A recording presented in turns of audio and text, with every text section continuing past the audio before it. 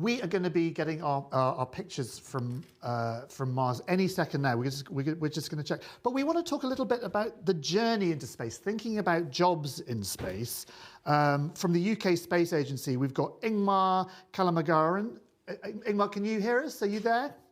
I can, yes. And we've got Simon Wood as well, who's going to talk a little bit about Mars Express.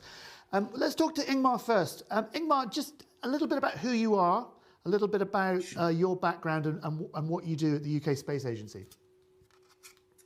Absolutely. My name's Ingmar Kamalagharan, and I work in the education team at UK Space Agency.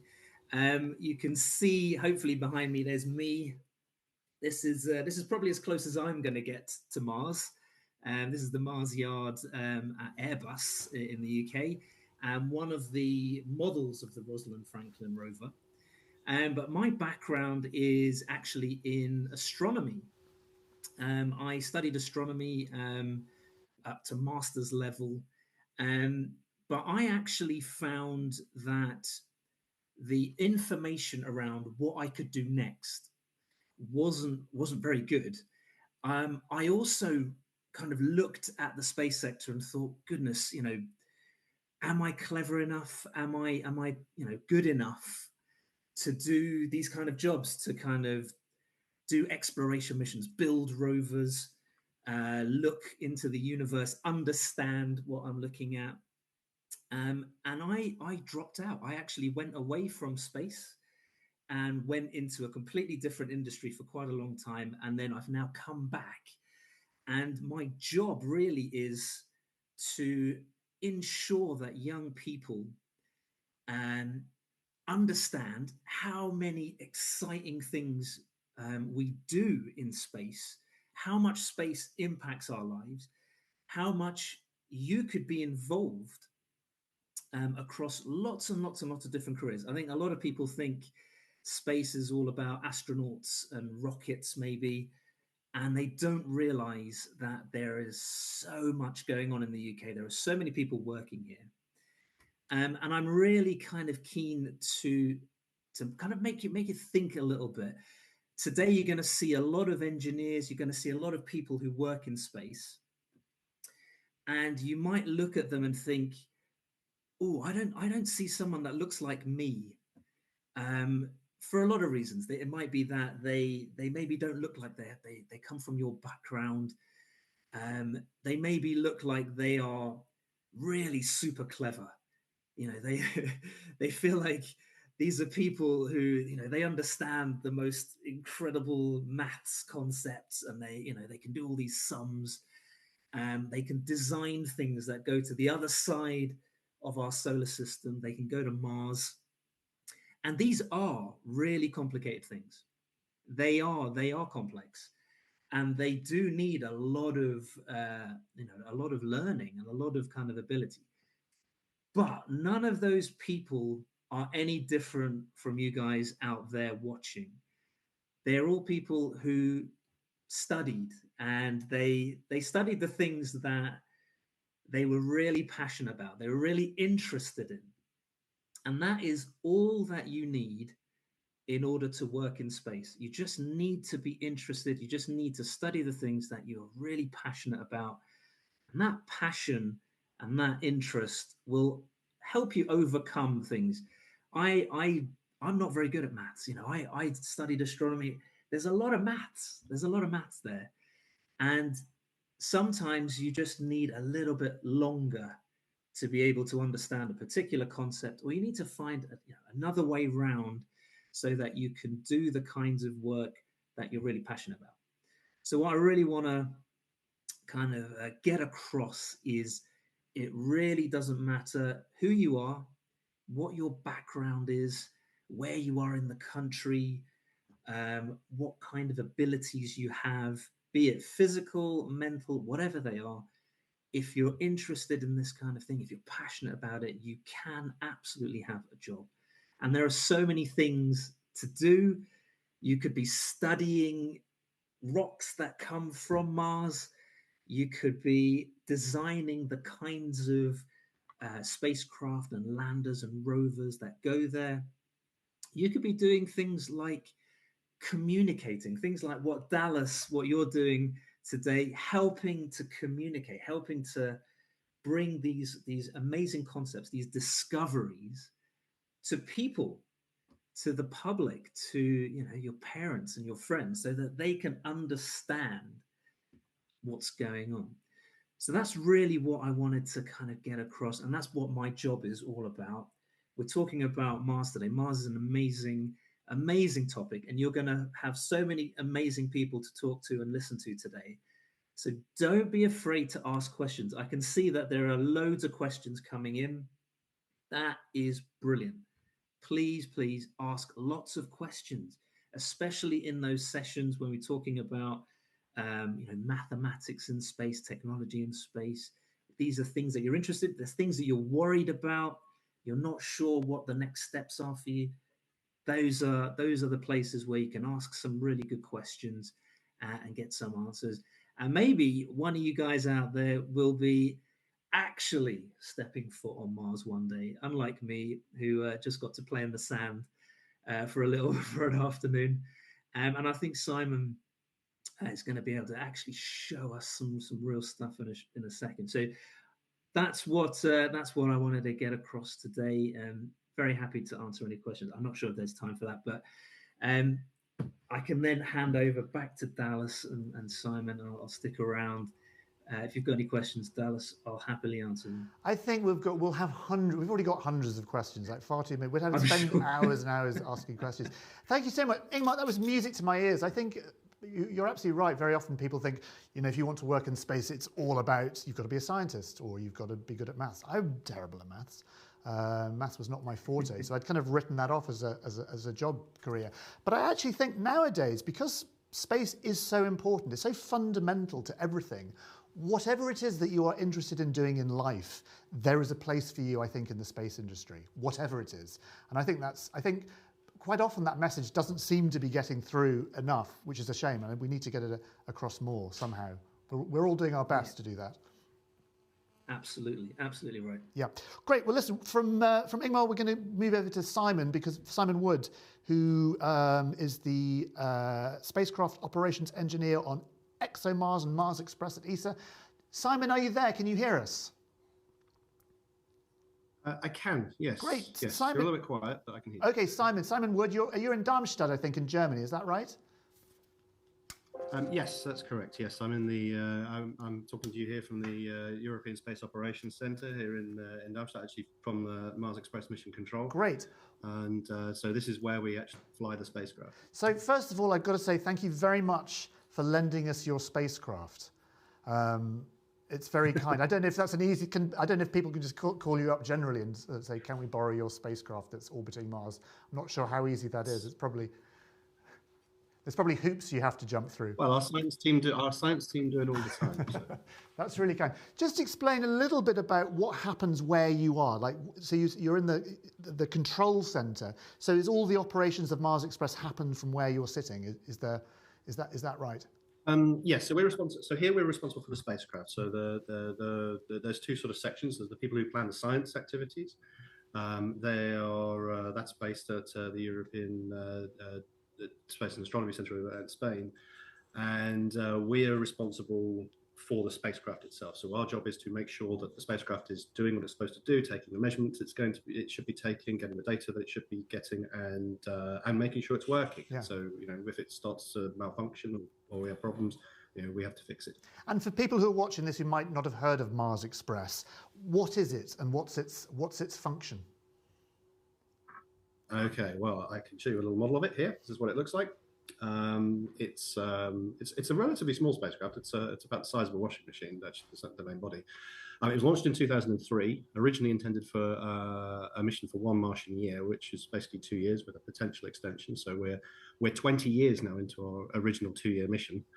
And it was Europe's first mission to another planet. And as spacecraft go, it's been described as almost the Swiss Army knife of planetary spacecraft, because it has lots of different instruments on board, ranging from spectrometers looking at the surface mineralogy. We have subsurface radar, so we can look below the surface, take 3D images of the surface.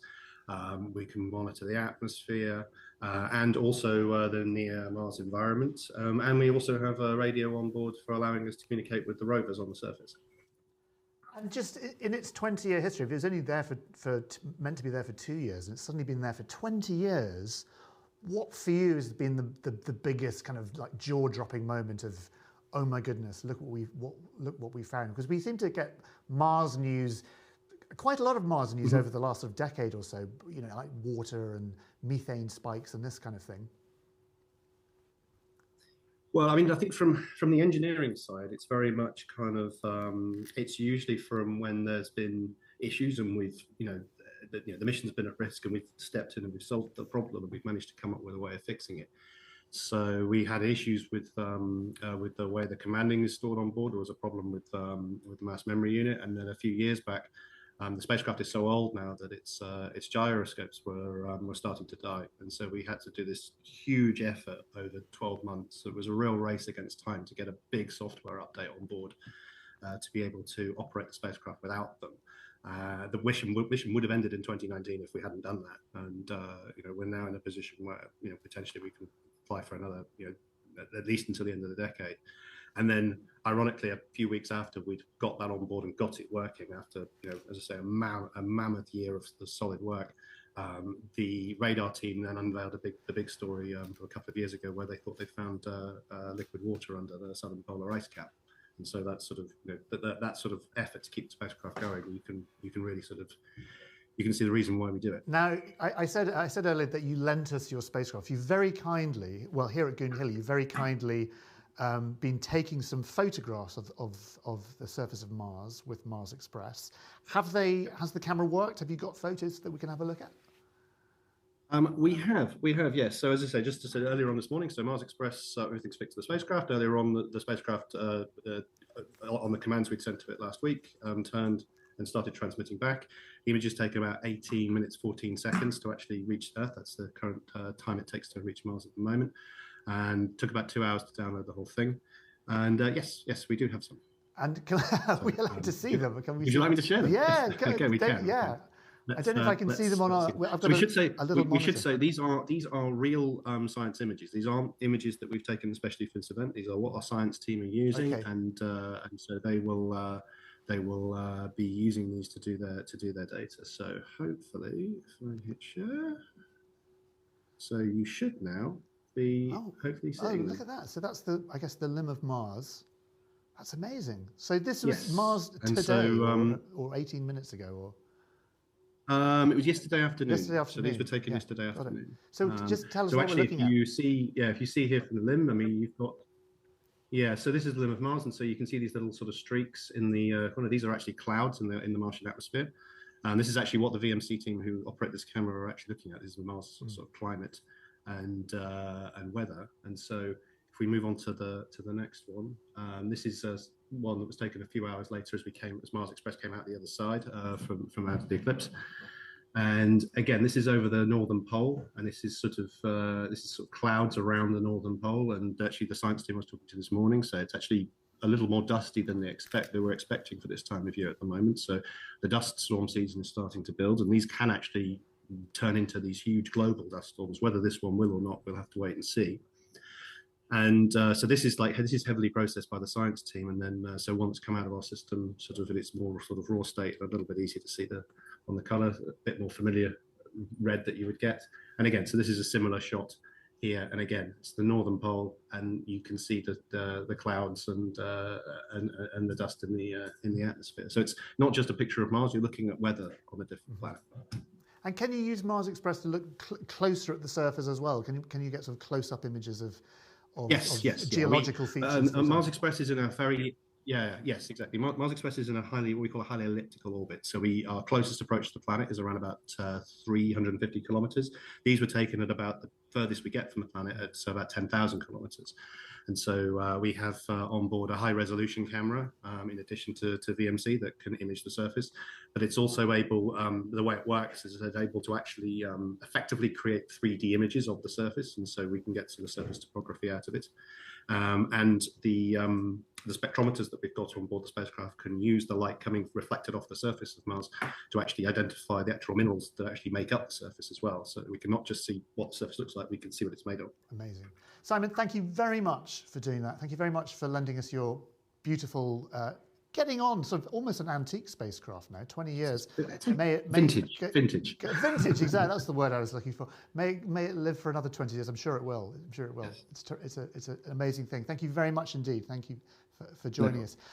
Anyway, back to Goonhilly. I'm joined, Izzy's turned into someone else. Izzy's turned into Jamie Williams, who actually works behind us. If you've been wondering what all these people sitting at desks behind us in Goonhilly do all day, we can find out. Jamie, nice to see you. Thank you very much. Thank you very much for having me on. Well, thank you very much for having us and annoying you. I hope we're not distracting you too much. It's quite exciting to have you here and to talk about what we're doing with Mars Express and downlinking all the exciting data. And it's really nice to see the photos that we've downloaded live from this pass.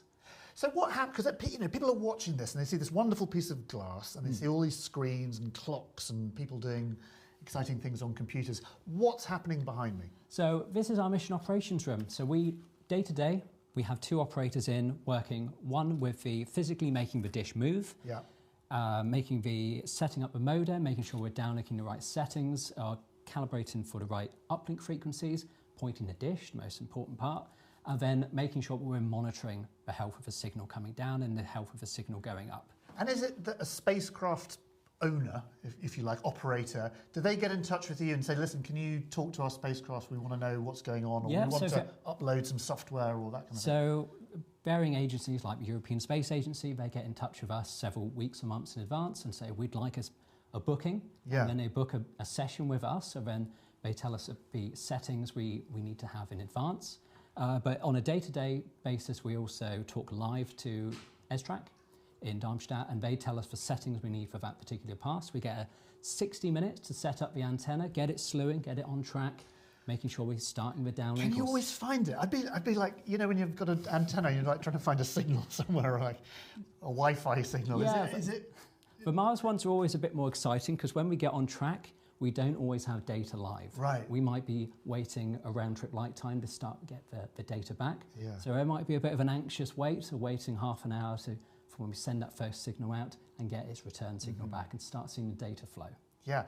I've got to ask you, have you got like a favourite spacecraft? It's like, we're going to do Mars Express, or we're going to do It just whatever. So happens that it is actually Mars Express. Right, okay. Because when I first joined here and was still an intern, Mars Express was our first spacecraft, which we calibrated the station with, did all of our testing. It was the first spacecraft we were certified to use. And on our first ever Mars Express pass, everyone else wanted to go watch the live football. At the time, I forget what match. So it was my job and one other operator to be here, set the dish up and downlink the data for our first ever Mars Express pass at Goonhilly. That's amazing. That's great. I've got to ask you personally, how did you get involved? Because there's going to be young people watching this who've been, listening to all the talks from scientists and astronauts, thinking, I'd love to get involved in the space industry. I'm doing the talk later about my career as well, but I went to university, University of Plymouth, to study mechanical design and manufacturing. So not immediately a space-specific degree, but a lot of transferable skills related to engineering. And I was very fortunate to get an internship at Goonhilly, which was meant to last only 12 months, but I liked it so much, I kept asking every few months. I said, can I stay a bit more? And extended it. They were very nice and gave me a job halfway through and said, when you finish your degree, you can come back and be in the operations team, downlinking data from spacecraft, commanding spacecraft around Mars, and landing on the moon. So, there's always something quite exciting about buildings like this. I was at the Jet Propulsion Laboratory in Cambridge, in their Deep Space Network room, and they're talking to the Voyager spacecraft, and there is that kind of sense of excitement. And it is very exciting. There's also a mix of, it's quite terrifying as well, because on the other end is very expensive spacecraft. You're entrusted to downlink data for and send lots of power out to command it. Yeah. The other really good thing about Goonhilly, I've noticed, actually it's a lovely, it's just a very nice place to be in Goonhilly. It is, they've got a very good canteen, which launches me lovely into our next segue, which is I think it's time for lunch. Thank you so much for joining us, Jamie. It's been really, really kind. Coming up this afternoon, we've got 4 sessions. We've got science in space, we've got technology in space, we've got engineering in space, and we've got maths in space. Basically everything in space. So we've got those 4 sessions coming up this afternoon. Don't forget as well, Mars Week. We've had Mars Day and we've had Mars Hour. It's Mars Week, and there's all kinds of talks and lectures and seminars and workshops that's going to be going on throughout the week. All the information, of course, is on the website that you're on already, www.marsday.org.uk. Thank you very much for being with us this morning's session. Don't forget, keep your questions coming in. We'll try and get some more of them answered this afternoon. But in the meantime, I'm going to say cheerio, and we'll see you soon.